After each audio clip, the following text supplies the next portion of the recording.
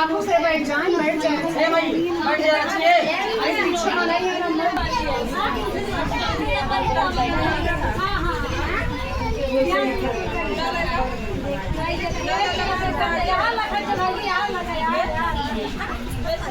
अच्छा बोलो जी।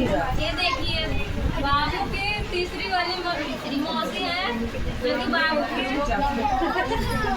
लिए सिगरी लेके आई है चांदी।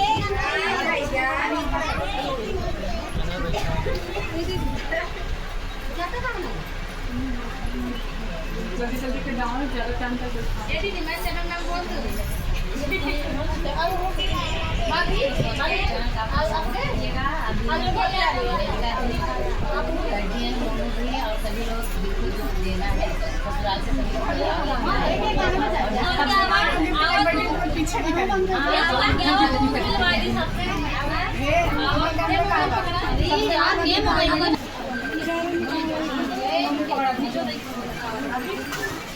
पाँच बही नहीं हम बेटी चैनल का नाम बतावा।